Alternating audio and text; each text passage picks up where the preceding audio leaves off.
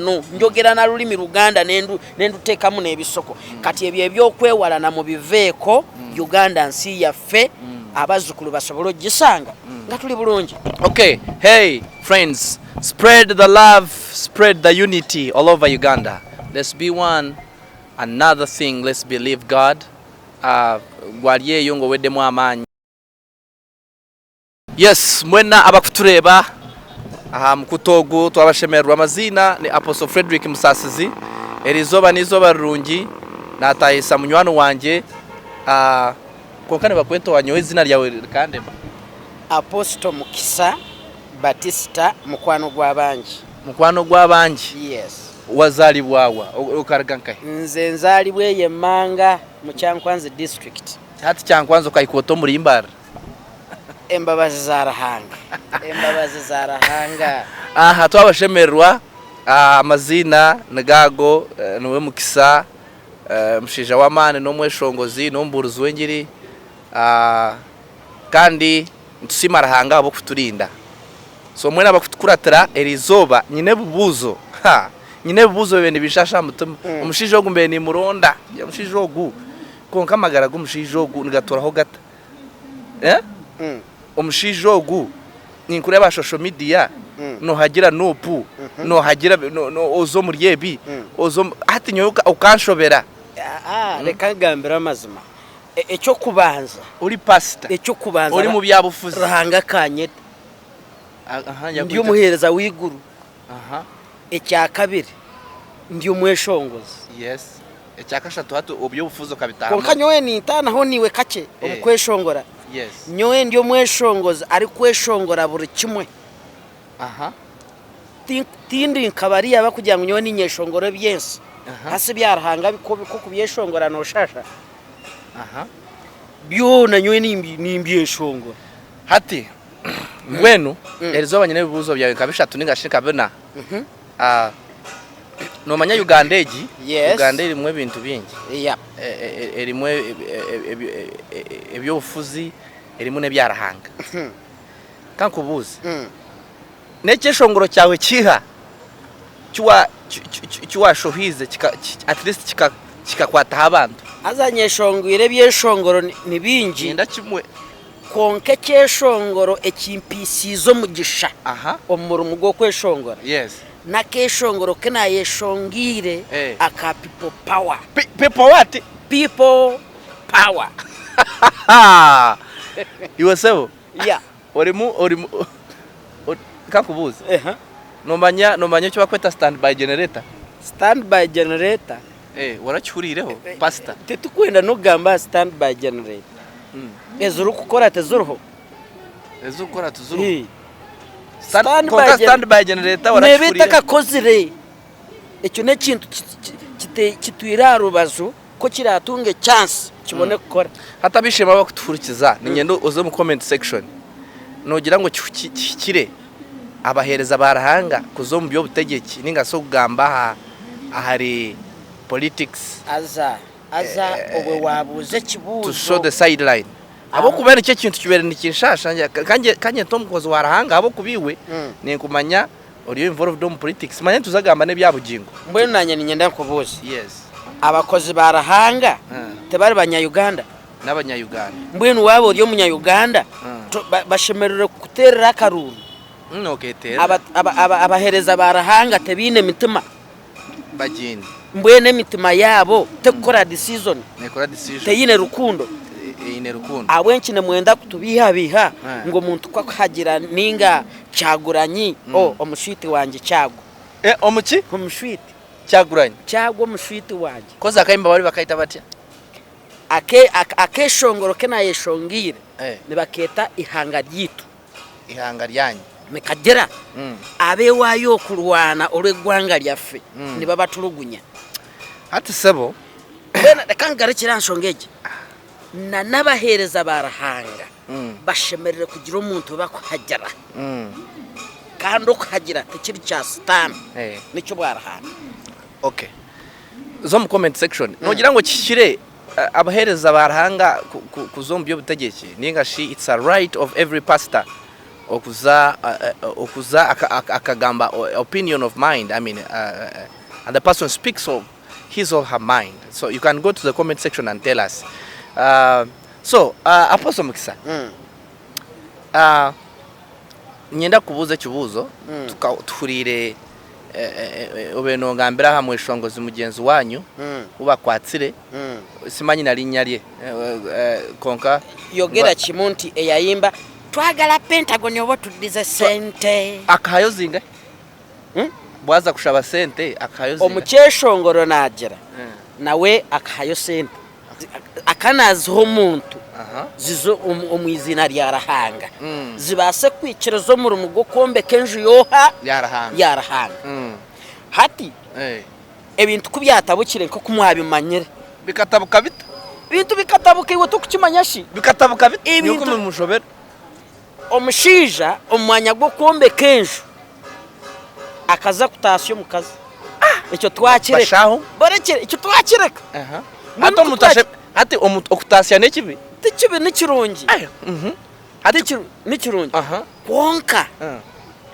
kuruga kuba atandekire kurundana sente na hati kandi yargaye yija yagira abantu ngo yo kombeka tubanze tubyemereze mbwenu tubanze tubyemereze ati we okabano yenda azo mukombeka ariyo nashasha umushije bamutayira amasasi konka abantu mukabaki niwe yabira ariko za kwegura amatafari akanaza kwegura amatafari ati we no manye masasi kuba bamutayire sente zagenzire dino cyo cy'amasasi ecyo tongamba cyo wakanyanti omusaje turamukwa amasasi neki kicenga kurungi mukamba bure bana Uganda yes bana Uganda muine kizibu kimu abatuliriza tuli kumulamo ogugamba tugende mpula nkubuze baga mukuba amasasi baga mukuba ebiwundu wabira tewalaba ku biwundu emotoka tewagira nagira naye walaba ku biwundu ebiwundu ate mbyaga zaki amasasi gende tubere clear omuntu yenna bwalwala agenda mu ddwaliro ne bamujjanjaba naye ekikwatagana n'ebintu modronge eyo masasi accident tuyina okulaba obuvune bwo tulabe leni bwobulaba okolewo ki tukkirize abantu ba Uganda nawe kenyini nga mwoli okukkiriza ebintu ebimu tumala birabako ekyokubiri lwaki obikweka hati now hati lekambuze hati buri kintu cyone kikumpikaho abakubandi socialite cyone shemere kukipostinga I mean this is his life kandi kindi kambagambira ngenda kubuza kibuzo hati noreba politics yatandika ku affectinga church echo kikatandika kare like I see the conflict between the politics and the church now oriono ogira it's a right to someone to express their opinion about the politics right yes konkati nindeba omuntu narga yerizo bagira ngo nyowe ndiyo wa standby generator batandika kumuhiga ondijo agira okay ondijo agira ngo ndiyo wa nup okay habaho binde I mean nawe tunge bizimukebi so in comment section do you think that the church should participate in politics directly nitwenda mutuyambe kabahereza kabashumba do you think the church must intervene in politics directly era nga bujingo bwa kikola nga bujingo gondetedde n'okwogera ku bujinga kandi mpura nyine omweni mpurani natunga nk'ekinaga kyaki nga bujingo Uganda kamwino obusinge Uganda nakuburize hariho wakwiba hariho wakuteresa abantu baryo mu makomero mbihome baryo ne barara kandi batine mushanga reka mbanze ngambireke bujingo nkakwa kukikora akemera kitut akagambari mu 7 akagambari nangwabire nabigamba no kubigamba ngo president we Hungary ari kugarukaho ni muhozi kwa kubigamba teba kumukoma ko kubigamba bamterisa ne bagira bamterisa musije namureba kabana agira ato mukono domusije mukono muri basezi omusije umukono kabana agugira manyanyo wenka abandi mukurata wanteranye we nimpura n'ekiwundu cyabugingo n'ekiwundu cyabugingo kiwulidde bonkubawo umusajja yalumizibwa nyogo reka gundi okwogera ku byobufuzi ng'oli pastor si kyabwa sitaani wabula toteekeddwa kubyogerako mu ngeri y'emu ng'Abamisiri bwe bakikola. Ffe tuteekeddwa okwogera okulirizinga omukwano gwe tulina era nze sivunaana bugingo kwogera ku Museveni kwogera ku Muhoozi nga pulezidenti addako naye eyo freedom gy'alina n'aba opposition gye tuteekeddwa okuba nayo. Opposition gye mulina okuba nayo. Obadde okimanyi nti ayogera ku Robert Kyagulanyi wano mu Uganda nga pastor aba agudde. Kati kyogamba bakulaba bubi. Mama nyabo linda comment. Linda comment. Oyina kadi ya Nupu. Nze kenyini nze kadi. Gwe kadi. Nomanya ngo ori muri imbararo mu rembo rwambara. Ninkimanyaje. Bazuminge barebe. Echo muri imbararo bo kitiraro bazo. Ndyo mu Uganda. Mu Uganda. Ati kale. Please leave the comment and don't forget to subscribe and like. Yes. Ati kankubuza sebo. Ninkureba ebyakyagranye nebindi. Bya Pentagon hati byatamu no mwana kubura. Omwana bamusibye. Wabula simanyi eyamusibenga bakaba. Golowozani yamusibye. Bana Uganda mwagala nyo kulabira ebintu mu basa. Wamulabyeko mutwale kutali mukomera kati munaku zino bagamba nomanya ebintu byamira amayirungi bawere ebintu byamayirungi netekeyo nebiki obade cyari mu pipeline abantu bayine emisango abavubuka okimayinga mukama agenda kyo muliro okimayinga Katonda bwana abayo kyo muliro ajja kusoka mwe ba pastor ate twakoze mwe abananfuusi tunuma na mugenda ne mugattagatta ebintu ne muva ku nsonga entuufu omuntu kati ebyamayirungi ne twagala Pentagon bikwataganirawo. Leka nkubuuze muno bamukubye amasasi n'ofuluma nze simanyi yamusibye twagala Pentagon bameka how many people I mean sometimes ba artists leka mbagambire Uganda fe ba artist tukola ekintu eki munonya views nezija bale tulobuzi nze mbabuule fe twogerera abatamanyi kwogera nga bali mitima bani ngasilaba ko bantu bekalakasa era namwe ba pastor oba kale omanyi ndi bibiri kati mbadde njogeranga artist kanjogerenga pastor ate ne opposition leader yes asiri kale kati nga fe ba pastor yes tuyimirirawo okwogerera abantu abatalina ddoboozi ne tubaga era kyovola banze bugingo simulinako buzibu naye obuzibu we bujjira weewano kwe kutandika okugamba mbu abawagira Kyagulanyi entombwa abo tebalina magezi yogera ku kintu kimwogana nti bannange ekintu ekirungi kye kino tukole bwe tuti twagala omusajja tumuwagire simple kuba buli muntu mu nsi alina kyateekeddwa okugwa nakyo mu mukwano kati nze nagwa na Kyagulanyi mu mukwano bantu mwe kiri aha pasta mbweno go mushija boboy na kamzo mushagama konka banange nze ndi programa wano I'm just presenting ekitegeeza nawe ina byomanyi kande watandika kutina nyowere hanga njowe mundeke obo nebore kangu obusinje tabo obusinje burukani ndya mukama kankozire banzo bagambire waboro program kyonka program mbwenu naye kankubuza kati ngatumaliriza abasumba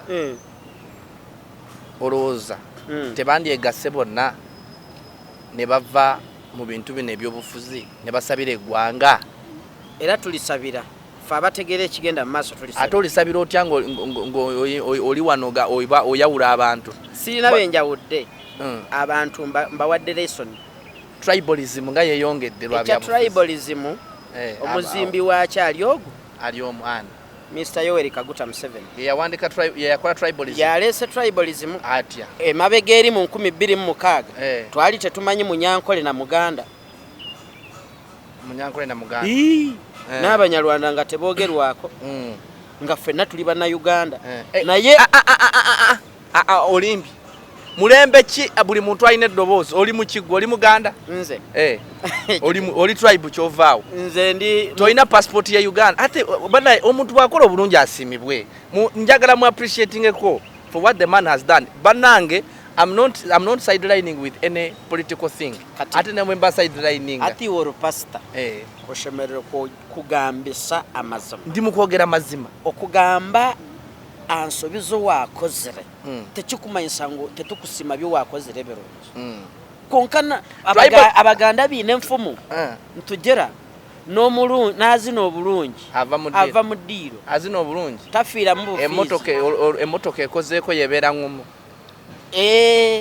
golowoza experience is the best leader wazara omwana wahiza kumuzara ogume n'okimangu bye wakozere kumuzara nawe naza kubikora konka ko kureba omwana yatandika ku abanyankole bine kuba kucheta tuza kukigamba yatandika kare kanyengu yatandika kwata yatandika kureba wico bina mabere wamwihira yenkoni nobori mu bushema notekwa kukimanya ngo cyo wakozere nyena nawe naza kukikora banange omukiga nagira ngo kahayore ka ruguru omushija ariyaha aposo mukisa mbwenu konka kankubuza azani nyendo gumo kimanya tetukubasa kwingana n'ubundi tutukwingana banza muzumi ngo murebe mwana gwotudde nze nyimiride netwenkana kulevetya kulevemu kati nze gwe singa ofuna omululu noyagala okwenkana nange mu size eyebera nsobi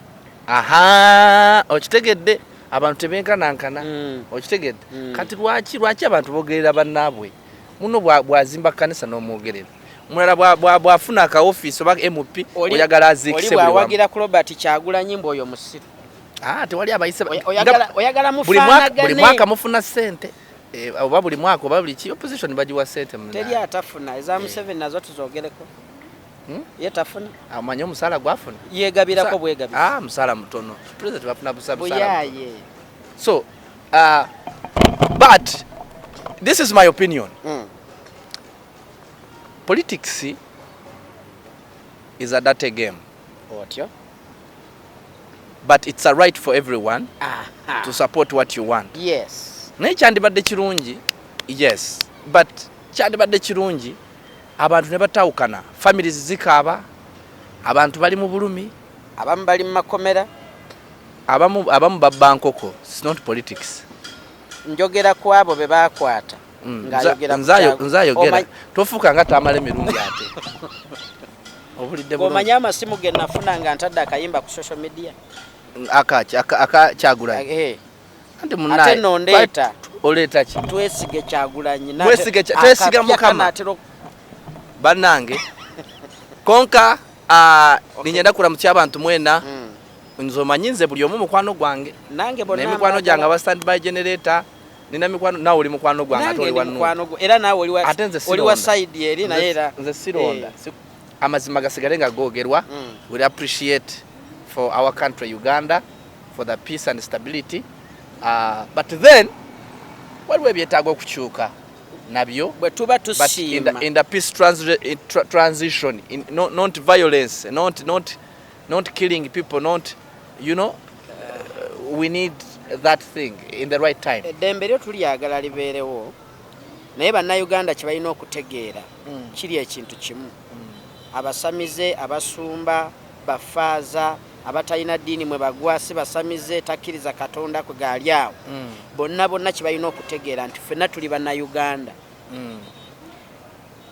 ekintu kye twagala kiri ekintu kimu nze siri mulabe wa gavumenti eno wabula nina eddembe lyange okwagala kyenjagala ng'omuntu omunnayuganda oba okitegeera naye kyoyagala bwe kiba ate kikosa banno kati awo we wali obuzibu nti gwe kyoyagala kinkosa naye oyagala nze nkugumiikirize naye ate gwe toyagala kugumiikiriza nze kyenjagala kuba kikukosa. But I think people have rights to demonstrate, people have rights to speak. We must be patient to each other. Abadde batuwuliriza, I remain Fredric. njagala kubuuza ekibuuzo ekisembayo. Wawola ba Uganda eno mu myaka 10 mu maaso. Mu myaka 10 mu maaso. Uganda singa obukulembeze bunaaba bukyuse mu mirembe. Nga tetuzeeyo mubiri. Nga bukyuse mu mirembe. Era Uganda nefuna omukulembeze agenda okwongera ku ttafaali eririwo olwaleero. Uganda ejja kuba nnungi. Uganda ejja kuba nnungi. Yes. Okay. Na omukulembeze n'ayongera thank you so much okutegeera nti muzeyi naye ayina ttafaali lyakoze eki lyakoze. Ekyo tekyeganika. Okay, tekyeganika. So then lastly echa church with politics ekyo tukimaliriza. My opinion nganze nze ndabye abasumba. There is balance, there must be balance. I believe buli muntu alina okuba ne own mind ey'okwesalirawo nga ye. Ekyo kiri perfect. But then I have a right to express my feelings as long as sina muntu gwe nkoseza. I'm speaking my mind. You understand? So that's my opinion. Lastly,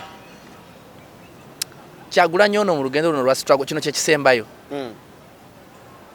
Mumuyita Mr. President. Leka kumuyita Kyagulanyi ng'omuvubuka ayereewuwo mu lujja. Okay, muyita ani sebo? Honorable. His Excellency. His Excellency. Sebo, His Excellency. Yes. Ate munayinza ani yagaana. Ate munaye. Actually Bobi Wine obuyimba bwe bambi bali bunyumira. Alalero kadingo. Yayina ebambya ya kadingo kolabye. Yali ayimba nyimbo kadingo. Era kokojeyo. Nati zali nyimba gazibulira. Muzala wanya abantu. Banage. Alalero kadingo. Aero kadingo. Yali ayimba nyimba nonga za amaanyi. Nayimba oluyimba we are fighting for freedom. Boom. Batuzalanga ensobi naye twafuuka batukanyuga kulalira kyokka twaddana birimba. Banange. Anyway, I loved Bobi Wine as an artist. I love him also. He inspires many youths. He's a man of his faith and, you know, he has hard-working man. A hard-working man. Yep. Anyways, kiki kyolaba mu struggle kubanga nagenza okuwulira ate bye Masaka. Simanye people have started abantu batandika n'okuluga omunuupu nyeka byantu. Omanyi politics wa Uganda. Omusajja yamulagulako. Ani yamulagulako? Owekitiibwa omukulembeze w'eggwanga lino. Yes. Yalagula n'agamba emyaka egiyise oba yasiiga ekifaananyi kya politics oba n'amutuuma nga Adamu bwe yatuuma ebintu bye tulaba ku nsi kuno. N'agamba nti politics wa Uganda that a game. Kati ebyo byolaba ye that a game gye yayogerako. Era bw'ogenda okunoonyereza munda abo bwalabye bali batadde ku kamera bufe tuli ba NUP kati tusengose bw'ogenda obanoonyerezaako ngeri ye yabasasudde. Ngeri ye yabasasudde. Oyo ye katemba, oyo ye politics ow'okuwaayiza, ow'okuvumangana Uganda gwerimu. Naye nze nsaba Katonda nga bw'alokola ensi eno. Mukama Katonda ng'eggwanga lyaffe bwe liri nti for God and my country. Mukama tuyambe. Bintu ebyo ebyekiferefere bive mu politics. Munange. Kanze kandekerawo sina geyongera nnyo ku politics. But tumirako abantu b'ekyenkwanzi gy'ova. Abantu ba Kyankwanzi mwena. Ate ovira ddala wali mu Kyankwanzi we. Mwena n'abaramutya mukunde Ruhanga. Amen. Kandi ebintu by'obururu ebya politics bitakareeta ekizibu mukataana mukunde bagenzi banyu entaro muzireke wakunda omuntu omukunde nkanyowe nyowe ninkunda Bobi Wine ko kati nkaza hariya nguntere nankabwesho nga nakunda ningaga tukundane twena tuli abanya-Uganda. Kandi ebya tribalism mu byesasire nyowe ndi omunya-Uganda konka mama n'omunyarwanda tata n'omunyarwanda. Kano gamba kati sebo ina ne passport ye nyina passport ya wanera nzaliddwa wano njogera na lulimi Luganda nendu tekamu n'ebisoko. Kati ebyo ebyokwewala na mu biveeko Uganda nsi yaffe abazzukulu basobole ogisanga nga tuli bulungi. Okay, hey friends, spread the love, spread the unity all over Uganda. Let's be one. Another thing, let's believe God. Gwali eyo ng'oweddemu amaanyi, Mukama akumanyi, Katonda agenda kukola bulungi. Spread the love, spread the unity. Tokkiriza bintu bya politics sometimes to go beyond and hate your friend or to bring any cause. Much love. See you. Please, you can like and share and subscribe to friends. Amen. Shalom. See you next time. I remain Apostle Fredric. Thank you.